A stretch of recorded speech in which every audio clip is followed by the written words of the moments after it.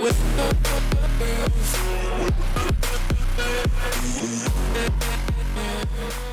guys, Tokar Players here now. I'm Tokar Player Treek, and today I'm going to be your host. Today we are going over my Nekusar the Mindrazer wheel deck. So, before we get started into the deck list, I want to say please like and subscribe for more content. I want to say thank you guys so much for the support. We are gaining subscribers and tons of views. Seems like you guys love my Magic deck profiles. And after this, I will also be bringing out some Pokemon deck profiles for you guys. And I'll be bringing out some Dragon Ball Super deck profile. We are Tokar players, and if you do look at the intro, this channel is based around all those card games. So I hope you guys enjoy. And let's get started into the deck. Nekusar the Mindrazer is a zombie wizard legendary creature who's a 2/4 who costs 2 and Grixis, which is blue, black, and red. At the beginning of each player's draw step, that player draws an additional card. Whenever an opponent draws a card, Nekusar the Mindrazer will deal 1 damage to that player. So how this works is that we're going to be forcing our opponent to draw more cards, and then we're going to be burning them out with Nekusar and other things that burns them out for drawing cards. So this is a wheel deck. It is fun. I do build all my decks on a budget, so the price is exactly $71 if you buy this full deck list on Card Kingdom. So anyways, let's get started into the deck. For creatures, I'm running one Lore Broker because you can tap and each player will draw a card and discard a card. So this is also good if you need to refill your hand even if you don't have Nekusar out. We have Celphid Broker. Target player draws 2 cards and discards 2. So we do have a lot of discard hate in here, which will burn them for discarding, just like how we have draw hate. So this is really good because we can burn them for 2, and we can burn them for even more with the discard. We have Reckless Scholar. Target player can draw a card and discard a card, which is good. We have Magus of the Wheel. So if you tap colorless and a red, you may sacrifice him, and each player discards a hand and draws 7 cards. So this will deal 7 damage with Nekusar. Then we have Psychosis Crawler. The reason for this is because Nekusar forces every player to draw 2, and you do have cards that will make everyone draw just besides yourself. So you do have Psychosis Crawler to get in some more extra damage where certain damage is lacking. Then we have Nimbus of the Firemine, also for that. And the reason why I'm running this over like Perun is, I would run Perun, but the reason I'm running this is because it can tap to draw, and I just really like that a little bit more. But Perun is really good. If you do feel like you want to run Perun instead of Firemine, do it, be my guest. Then we have Nin the Pain Artist. So, the reason why I put Nin here is because Nin is actually really good. If you, tap X and Izzet, which is blue and red, and you tap Nin, the Pain Artist will deal X damage to target creature. That creature's controller draws X cards. So, Nin is really good because it's going to get rid of some problematic cards that you're unable to get rid of at the moment. And it will also force your opponent to draw, which will then burn them out with our commander. So that is why Nin the Pain Artist is a good choice in the deck. Then I run Dragon Mage. The reason for Dragon Mage is because it's a flyer and the price is hefty. However, it is worth it because whenever it deals combat damage to a player, each player discards their hand and draws 7 cards.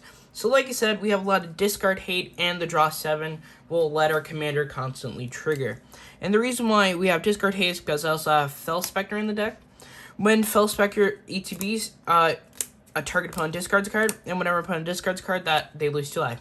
And one thing about Nekusar is, if we're going to keep pumping people's hands up, they'll have to go to discard unless they have a Well Courier Tower. So when they discard, naturally, because they have to, this will trigger.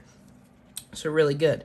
Then we have Goblin Electromancer. This is really good because you have a lot of instants and sorceries that are needed in the deck for the damage and to force people to draw.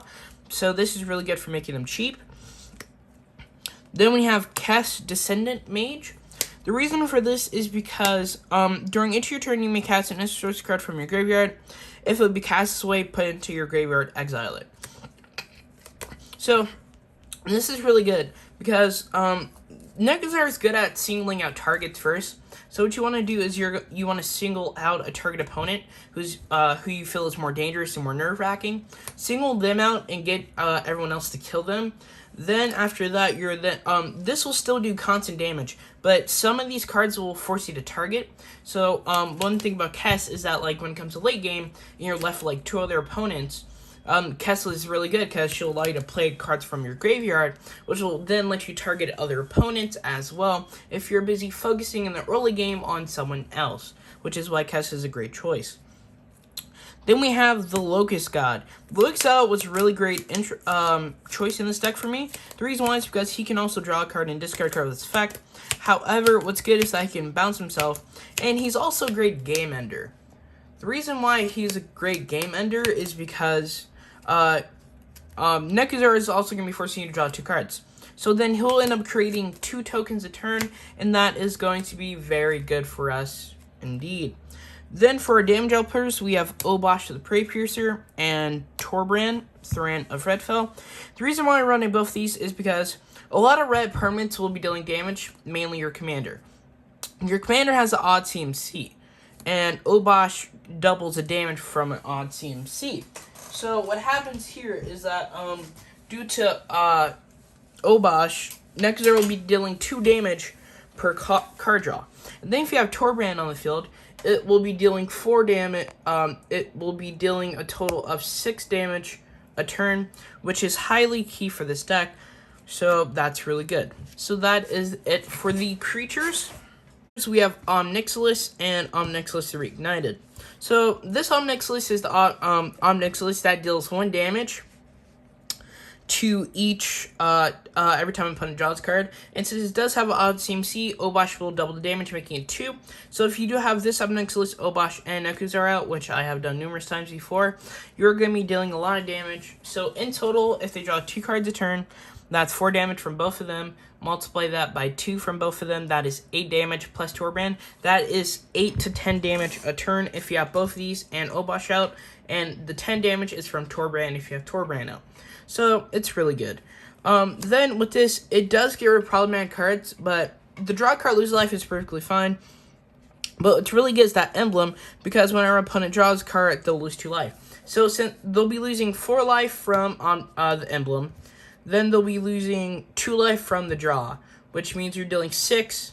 And if you have Obosh out, you'll be dealing 10. And if you have something like this Omnixilis out, you'll be dealing a lot more damage. So I thought this was a great choice. Most people just run this Omnixilis. However, this one is just really good in my opinion, which is why I'm choosing to run both instead of just this one. We have Peer into the Abyss for Sorcery. The reason why is because this is the perfect game ender card for any game. Target player draws cards equal to half of the number of cards in their library, and lose half their life rounded up each time. So they draw the cards first, you deal all that damage, then you have to half their life, but they're going to be dead after they draw half of their deck. So it doesn't even matter. So automatically, Prince of the Abyss is a very powerful card in this game. And with Nekusar, you're going to automatically win the game. And then with Kess, you can recast this, and then when you do that, you are then going to be able to kill another person in that same exact turn, which is why this is really good. Then we have Deep Analysis, because you can force someone to draw a card and does a flashback. Then we have Laquarch's Creativity. What's good about this is that target player draws cards equal to number of cards in his or her hand, then they discard their whole entire hand. So, like, let's say they have 5 cards in their hand, they'll draw an extra 5. Nekusar will burn them from 5. Then if you have discard hate on the board, like Megrim or Fel Spectre, you will then make them discard the whole entire hand, which is 10 cards. That is exactly 20 damage. So you could be killing the game right here with just a single card if you just have the proper cards and certain damage already put onto your opponent. We have Overflowing Insight. What's good about this is target player draws 7 cards, and it is high, but you will be burning them for 7 damage, and if you have any extra cards, you'll be burning them for 14, so that's really good. We have Collective Defiance. What's good about this is that you can force someone to discard all cards from their hand, and you can have them draw that many cards. Then you can also burn a creature for 2, or you can burn a player for 2, which is really good. So if you pay 6 for this, in total, you will be dealing a lot of damage to a single opponent and getting rid of 1 annoying monster, which is why I think Collective Defiance is a really good choice in the deck. Consult the Necrosages is really good because you can force a player to draw 2 cards or discard 2 cards. So it's whatever one you feel like deals more damage at the moment. Then we have Wistful Thinking. Target player draws 2 cards and discards 4 cards. That's why I said we have a lot of discard hate, which is why we have a lot of discard damages. So this is really good. Then we have Temporal Cascade. Each player shuffles his or her hand and graveyard into her library and draws 7 cards. So if you have Nekusar out, you're going to be dealing 7 damage to each person. And if you do, if you entwine it, which I always suggest you do for late game, so you can kill everyone else, you will be getting a lot of stuff back. Then we have Compulsive Research. Target player draws 3 cards, then that player discards 2 cards unless he or she discards a land. So they're dealing 3, and if you have discard hate, no matter if they're just discarding a land, they will still take that burn, which is really good. We have Whispering Madness, which is a really fun Dimir card in this deck. Each player discards his or her hand, then draws cards equal to the greatest number of cards player discard this way, which is really good because you're going to burn them with your discard hate, and you're going to burn them with your draw hate. Then we have Master the Way. I like this card because you draw a card, and you'll deal damage to target creature player equals number of cards in your hand. And Nekusar, like I said, is showing you 2 cards a turn. And you have a lot of cards that will make everyone draw a card, just not a specific player. So this could deal a lot of damage. Then we have Harrowing Journey. Target player draws 3 cards and loses 3 life. So one thing about this is that you're going to burn them for 3 at Nekusar. If you have Obosh out, you're going to burn them for 6, and then you're going to burn them for another 6 through Harrowing Journey's bottom effect, which is why that's really good. Then we have Caress of Phyrexia. Target player draws 3 cards, loses 3 life, and gets 3 poison counters. If you have Obosh, they're going to lose 6 life, another 6 life, and get 3 poison counters. Then we have Toil and Trouble. The reason for this is because you do have to draw 2 cards and lose 2 life on someone. And Trouble deals damage to target player equal to number of cards in that player's hand. So you could be burning them out right there. And since it is odd CMC, Obosh will double that damage pretty quickly, so that's really good. Then we have a Painful Lesson. Another draw 2 and burn 2. Then we have Sign in Blood, which is our last draw 2 and burn 2. Really good.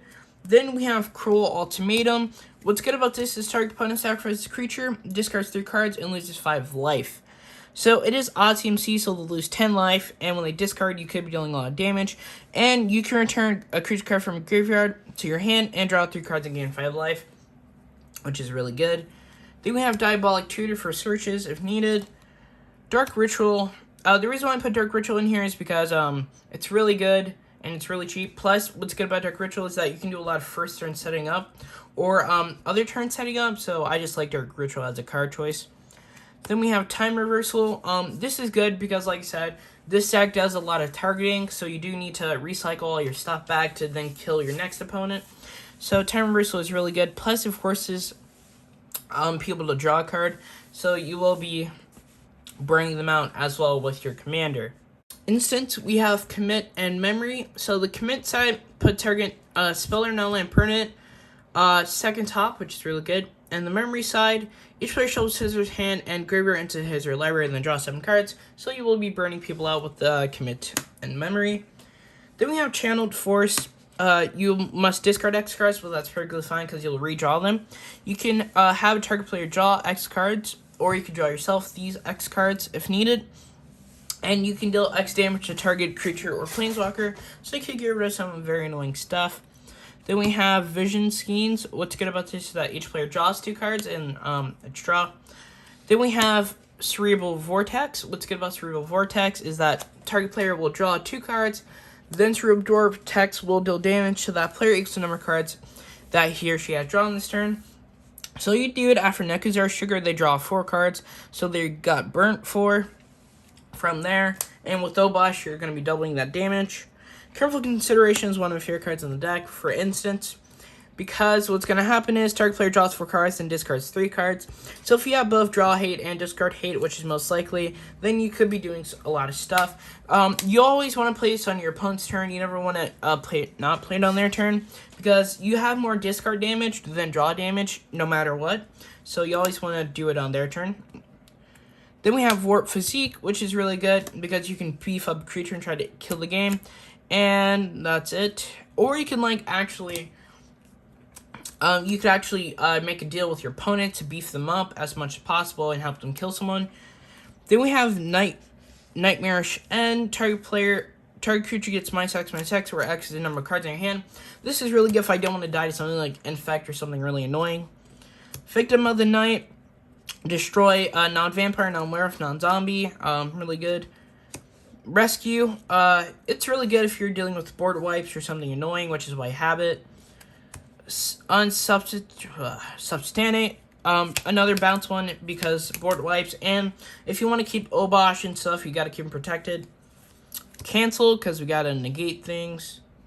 Then Scent of Brine to do more negation. And lastly, repeated reverberation. The reason why I have this is because when you cast your next instant or sorcery spell or activate loyalty ability, copy that spell or ability twice. You may choose new targets. So let's say you play one of your sorceries to force your opponent to draw 2 cards and burn 2. So what's going to happen is it triggered 3 times. So they're going to draw 6 cards. They're going to then burn 6 life.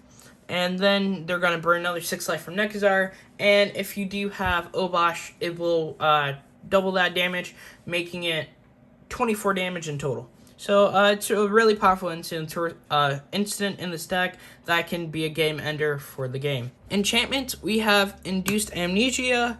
What this does is when enters battlefield, target player exiles all cards from his or her hand face down. Then they draw that many cards. So that's really good. And when it's put into the graveyard, return all exiled cards to their owner's hand. We then have Well of Ideas. When it enters battlefield, you'll draw 2 cards. At the beginning of each other player's draw step, that player draws an additional card.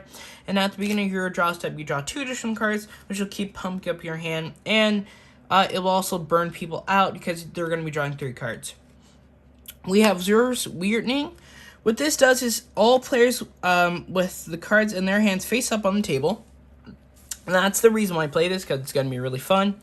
And whenever any player draws a card other than draws card, any other player may pay 2 life, and to force the drawing player to discard that card. Effects that prevent or redirect damage cannot be used to counter this lost life. So this is really good because you're gonna use your discard hate to burn them out, no matter if you're paying that life. Because the idea is like you could be paying life, but you're gonna be burning them even faster. So that's really good. Then we have Fate Unraveler. It was just stuck in sleep for a minute. We have Fate Unraveler. Whenever an opponent draws a card, Fate Unraveler will deal 1 damage. That's really good.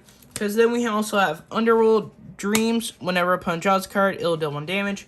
So if you have both of these out and Nekusar, you'll be dealing 2, 4, 6 damage a turn, which is really good. And with Obosh, you'll be dealing 4 with Nekusar and 4 with this. So 4 and 4 plus 2, that's exactly 10 damage. So that is a lot of damage in between turns with these 2 enchantments. Then we have Fevered Visions. At the beginning of each player's end step, that player draws a card. If that player is your opponent, has 4 more cards in hand, Fevered Visions will deal 2 damage. So this is before they have to discard because it's at the beginning of their end step. And this will also start refilling your hand and give you some more gas. Then we have Megrim. What's good about Megrim is that it's odd CMC. So whenever an opponent discards a card, they'll burn 2. And with Obosh, they'll burn 4. So it's really good.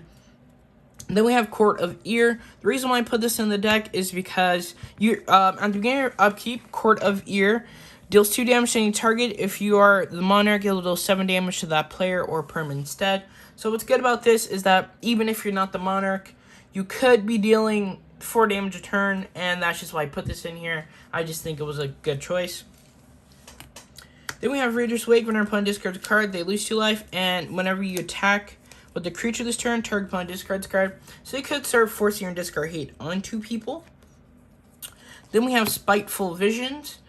Whenever at the beginning of each player's draw step, they draw an additional card. Whenever a player draws a card, Spiteful Vision will deal damage to that player. We will be dealing 3 damage to ourselves since we're drawing, but doesn't really matter. Your opponent's gonna die faster. Then we have Swarm of Intelligence. This is the most broken enchantment in the deck because it will copy your sorcery as an instant every single time, making them draw a ton of cards and burning them out for game. Then we have Kagemaru's Clutch. The reason why I have this is because it's going to help protect our lives against big creatures. And that is it. Now onto our artifacts. Most of these are mana artifacts, and this is truly where the deck got semi-pricey. Soul Ring, standard in Commander format. Chromatic Lantern, another standard staple. Then we have Gilded Lotus, that's where it got pricey. Then we have Izzet Signet, Rakdos Signet, and Skull Cage. I was going to put Dimir Signet, but I needed more space, so I just got rid of that. It's not like you really need certain colors, plus with Gilded Lotus and Chromatic Lantern and Soul Ring, it doesn't really matter. But I put Gilded Lotus in here because you do want to keep playing out your hand, because you're going to keep regassing it every single turn. So you do need that extra mana, which is why Gilded Lotus is a good choice in this deck. And that's why I had to put it in here to move around the budget a bit. So that is it for your artifacts. Alright, lastly, lands. We have Terramorphic Expanse, Evolving Wilds, Myriad Landscape. These are your fetch lands, all three of these right here. Then we have Valkyrie Tower and Command Tower. These are your special lands. The reason why you need Valkyrie Tower is because you don't want to be discarding yourself. And Command Tower taps for any type of mana. Then we have our tap lands. I'm running Thriving Bluff, Thriving Moor, and Thriving Isle. The reason why I'm running these is because these are some of the best tap lands in the game, and they're cheap. They're cheaper than Triomes, and they can tap for 2 different colors, which is really good if you need a specific color. Then lastly, for the tap lands, I'm running the Izzet Guildgate, Rakdos Guildgate, and Dimir Guildgate, and that is it for our lands that are special. Next, because I didn't really know if there needed to be a difference in amount, haven't really found it to be an issue. 7 mountains. Actually, no. 1, 2. Yeah, 7 mountains. 7 islands. 4 and 3. And then 7 swamps. I haven't found an issue with this ratio. I got the mana when I needed it. Proper colors. So this is it. One thing about the budget build is that you're always going to have more basic lands than anything. So this is why I just have all these. And that is really it. There is like nothing needed to be really special about it. And that is it for my Nekusar the Mindrazer deck tech. I hope you guys enjoyed. I want to say thank you so much for the support. And thank you guys so much for watching. Just hit the like and subscribe button. Tokar Players out. Bye.